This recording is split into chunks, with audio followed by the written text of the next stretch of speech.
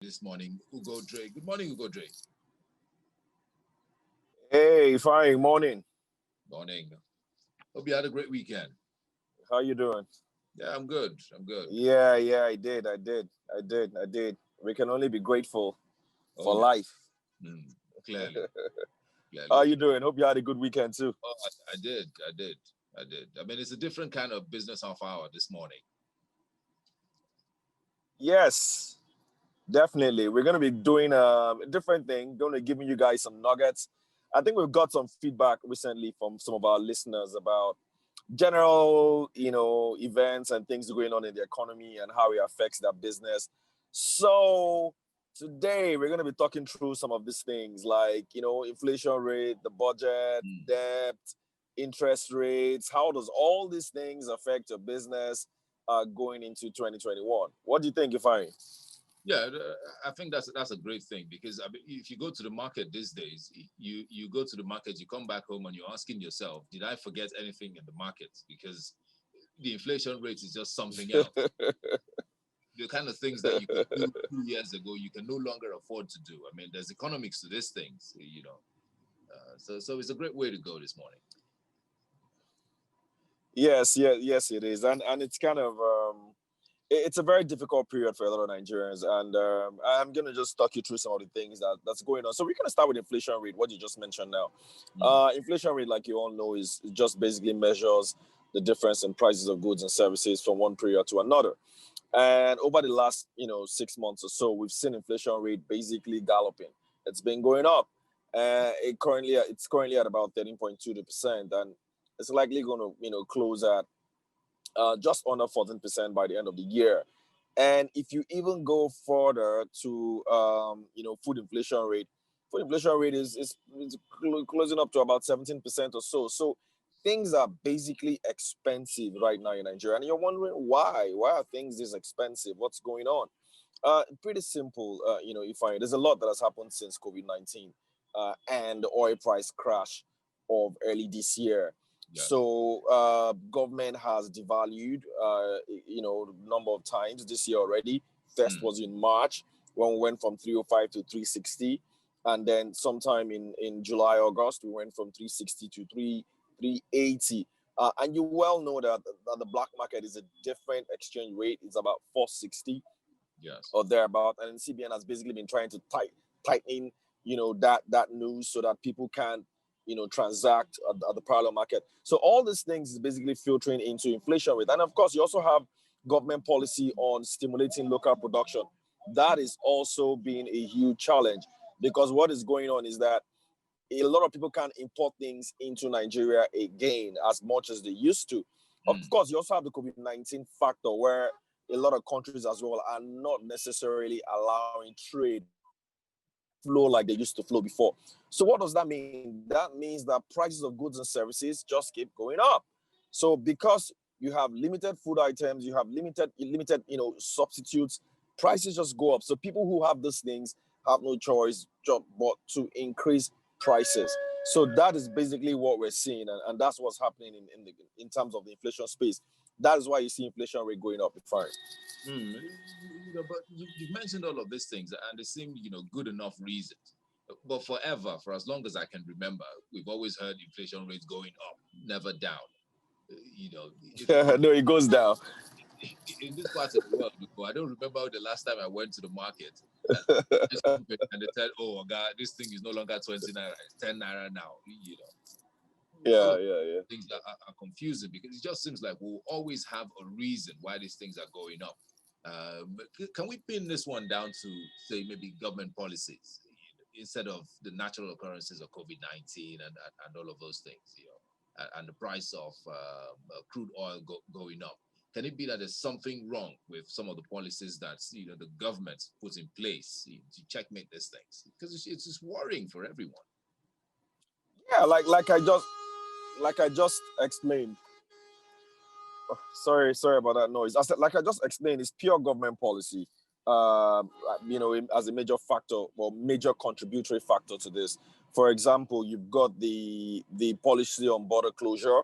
Mm, That is one of the reasons why you see that prices of goods and services has gone up because with border closure, people can't bring in things like they used to. So, you know, where there's a lot of supply, the way economics works is that where you have a lot of supply, prices tend to go down, right?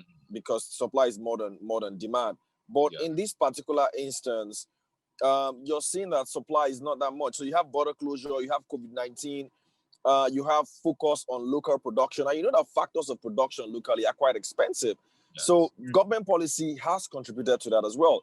And then, of course, you also got the issue of the exchange rate, because not even just the exchange rate policy in general. So people can't access Forex like they used to anymore. So if you can't access Forex like you used to anymore, then you can't import as much as you do. So you understand that there's a lot of things that is affecting supply in Nigeria today. And that's why you're seeing these things happen now. Are there, does government have good reasons for this? Government will tell you, yes, they do have good reasons for this. But, in a nutshell, it's the after effect that we're seeing here. That's what's happening. And like you said, inflation by definition means rise. That's what it means. So prices would always go up, but it's by what measure? Like in most developed countries, the inflation rate is like 1-2%.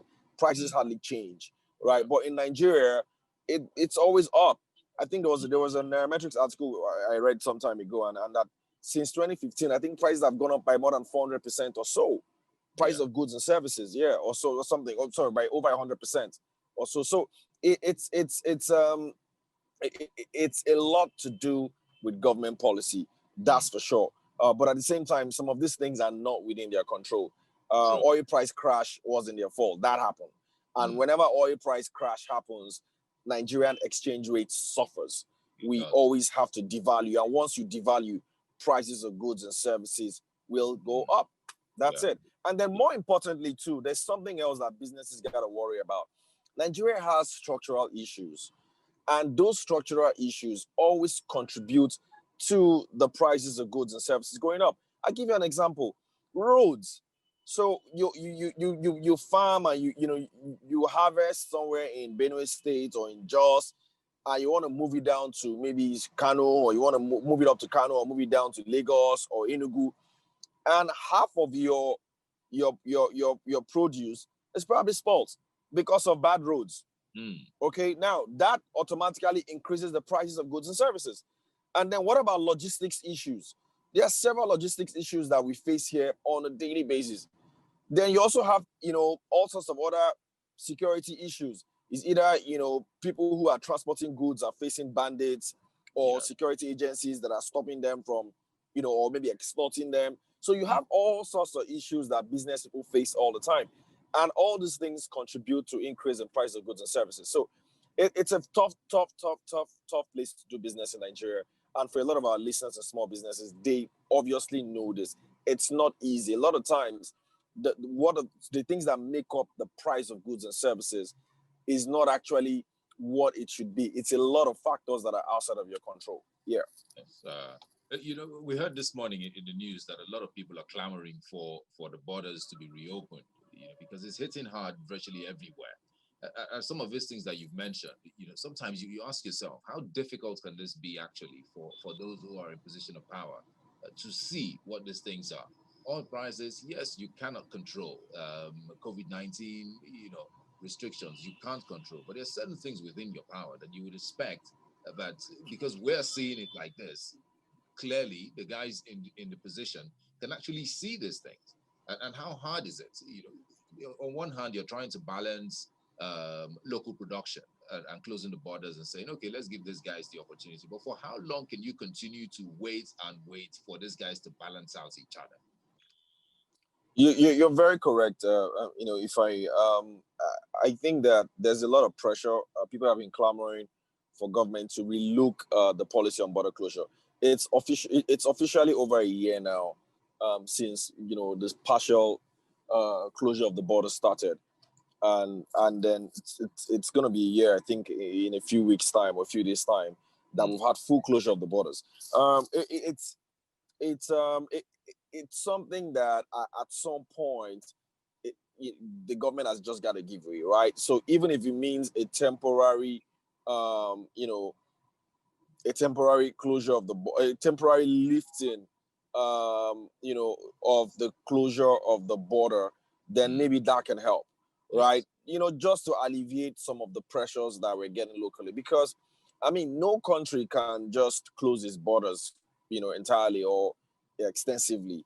I don't see how that works, right, as a policy. And then, like I've always said, it's high time as well. The government comes and tells us, "Oh, hey guys, since we closed the border, this is what has happened. Yes. We have gained XYZ, we have lost XYZ, ABC rather, and then if you net it off, we have had net gains. These are areas that we think we need to maybe do better at. This is how much time it would take for things to improve." I mean, actual information people are actually looking out for. And then tell us that, look, you're probably going to relax the border, certain items just so that you can guarantee food security, okay, and then reduce inflation. Something that it's not foolhardy, and I think it just makes a lot of sense that they consider relaxing some of these very harsh policies, and it's not inconceivable. I don't know why that won't happen at all. You can't extensively just have the border closed. To be fair, I've read some annual reports of some companies that have claimed that the border closure has actually helped them, right? Especially local Nigerian companies, very big ones. They've said that, look, they've seen a lot of gains from it, they've made a lot of profit from it, but at the end of the day, it's not really profit for local companies. It's about Nigerians in general. So yes, you've seen your books, your bottom line go up. Has that led to reduction in prices of goods and services?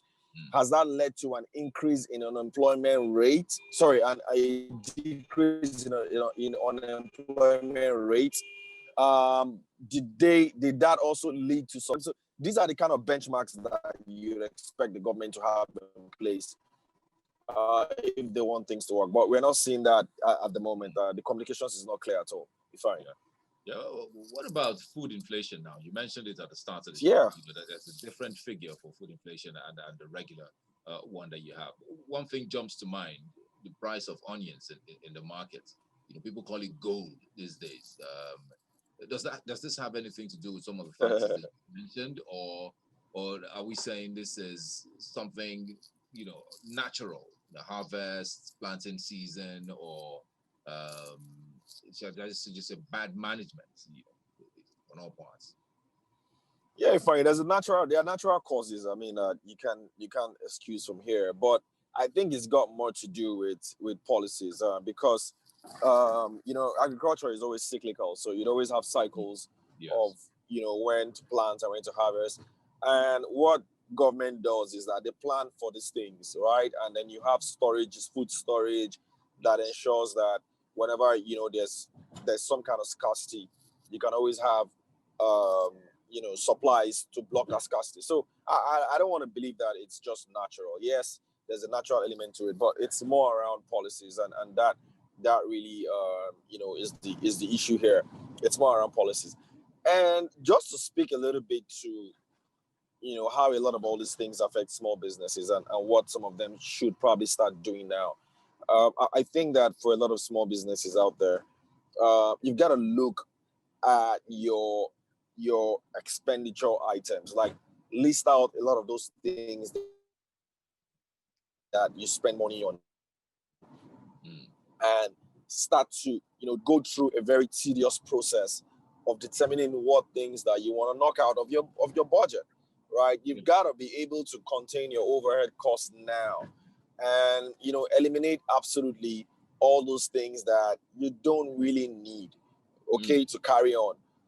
It's going to be tougher ahead, and I think that it's those people that prepare early that will succeed. So it's how you're able to just manage your cost and your overhead. And you got to always check this thing like on a monthly basis and say to yourself, is my cost rising faster than inflation rates?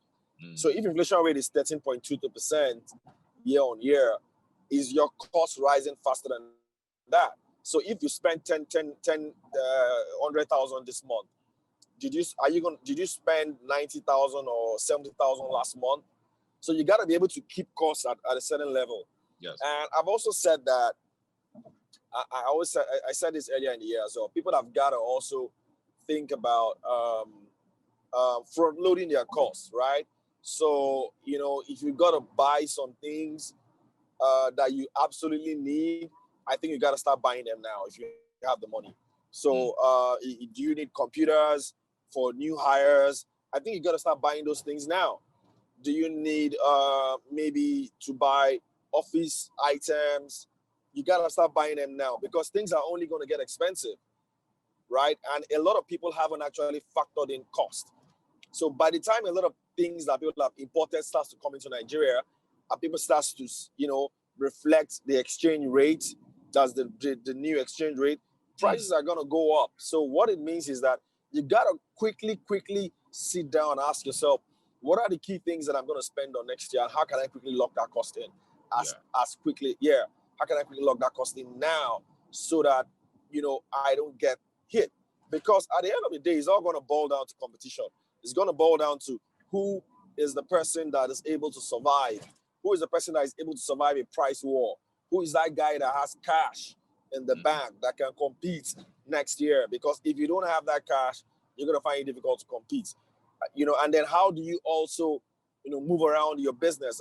I've also said that you can't also remain in one kind of business again. It's not in this Nigeria, right? So you got to find a way to diversify your business. The way we always say government should diversify the economy. You got to diversify your business as well. Look at several other things that you can do in your business that can give you other kind of incremental cash flow. It's very important now because we live in a global economy. We live in a digitalized economy where things are basically closed now. The economy is very closed. Like there's nothing far-fetched anymore. So you can, in the morning you're on radio doing a radio show. In the afternoon, you're probably a digital media specialist, sorting out small businesses. In the evening, you probably have this online stuff. You've got to be able to do all this kind of diverse stuff. And then how do you harness your employees also matter? Because these days, you can have your employees do multiple things that can give you multiple streams of income. Because at the end of the day, that's what everybody's looking for. Everybody's looking for money. So I think those are just some of the things that we got to do as small businesses so that we can curb, the effect of inflation rate. One last thing, interest rates are also a very interesting thing as well, because I've noticed that interest rates have continued to remain, lower. If you want to invest in treasury bills these days, it's like 0.5%. You can't do much with that, right? So there's really little in terms of investments that you can do. And what the government is basically saying is that you gotta be able to invest in your business, invest in yourself. So how do you do that? You want to look at investing in yourself, or your business. Perhaps that's really what I think some of us have got to look at. And then there are also opportunities out there. There are a lot of government programs that are out there for small businesses to tap into. Don't overlook these programs, right? If you're talking about national cake, that's the cake. A lot of all these youth empowerment programs, you got to be able to tap into those things, whether it's the one from the Ministry of Youth and Sports, or CBN, or Bank of Industry, or Lagos State Employment Trust Fund. Apply for all those things. There's no way you apply for all of them that you won't get one grant. Something has got to unlock for you. And once those things unlock for you, it's going to help you in 2021. Over to you. Okay, we have some messages here. Dari Taiwo says the federal government only closed land borders. The sea and air borders are still open for importers of food like rice and other staples. The land borders were being used to smuggle dumped goods from countries bordering Nigeria. This one here, there's another message here. It says, please ask Ugodre, do we now start buying what we need next year? Don't you think government policy might change to cushion all of this by next year? This is from KRS Anusi. No. I don't see government policy changing fast enough to reduce prices. So, like I said, you're better off locking in those prices now. If you have the money, you're better off just lock them down right now. No two ways about it. Now, in terms of the border closure, they haven't closed air and sea, but you do know that with COVID-19, it's a lot slower to move goods and services across the world now. So you can't get things coming in as much as they do. I understand, and I quite agree that a lot of goods are being smuggled through land borders, and that's inimical to the economy. But I mean, like, that's why we have custom agents. You've got to be able to also curb a lot of those things. You can't, because goods are being smuggled, make Nigerians suffer even more, right? By paying more for things that the ordinary should pay less for. So that's the balance that we're looking at. There's got to be a balance between being able to close the border to ensure that local production is enhanced, and then overall price reduction. The most important thing that any government must focus on is, how do I make sure that my people don't pay more for goods and services? That's it.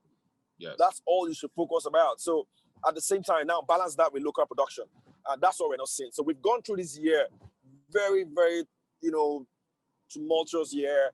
We've really sacrificed a lot because we've paid a lot more for things. Like, if 2 years ago, rice was like 7K. It's like 20 something K now. I'm telling you. A bag of rice, yeah. Haven't we suffered enough? Yeah. So I think it's time that they got to start to relax some of these policies, man. We've suffered enough already. Before I let you go quickly, outlook, the budget, 2021, what's it looking like? All of the borrowings and all of that. Yeah, I saw the budget. More of the same from last year. Nothing different, except that they want to spend more. That's also repeated, because every year government wants to spend more and earn less. So which means that there's going to be a budget deficit. But for small businesses, what I want you to be very wary of is, one thing I read very clearly in this budget is that government has two clear messages for their agencies. Government told their, what you call, government-owned enterprises, GOEs, that they've got to be able to raise more money this year than ever. That's 2021 than ever. Okay, and then they also plan to raise more money from taxes. So what that means in a nutshell, Ifeanyi, is that you're going to see a lot more aggression from government agencies, especially those that are revenue generating. So either in terms of taxation or in terms of fees or duties and things like that, they are going to be very aggressive. They're going to make sure that you pay for every single thing that you ought to pay for. So you gotta be very wary of that. So if you're in a business or a space where you constantly have to pay government fees, it's probably going to be more difficult this time around, because government has given their agencies a mandate to increase their revenues. So that is what is going to happen. That's the nugget I take from this budget next year. Now, is the budget going to change this country? I really don't know. It all depends on how the government funds the budget. But for you and I, small business owners, I think that it's going to be a lot more taxes. So try as much as possible, pay your taxes, go to pay your tax, but manage, how you conduct your business so that your tax burden is not too much. That's it for me, fine. Yeah, just to add this, it will not be so difficult if the business is doing okay. You don't have all of this flip-flopping and somersaulting policies. If your business is doing fine, it wouldn't be a problem to pay your taxes. No. It's always okay to pay your taxes. I want a good country. You got to be able to pay your taxes. I mean, that's where your responsibility starts, and accountability. That is how you hold government accountable. I've always thought, point in time, you know that the money is coming out of your pocket. So when money is coming out of your pocket, you're able to demand more from government, and that's what's really key here. Yeah. All right. Thank you very much, Ugo. All right. Thanks, Lagos. Of course, next week we're going to bring another guest on the show. We'll bring a guest on the show next week, and we'll talk more about what we do every day on this show, every Mondays, Business Half Hour. Thanks, Ifeanyi. Do have a lovely week ahead, and thanks to our participants and listeners across Lagos. All right. Yeah.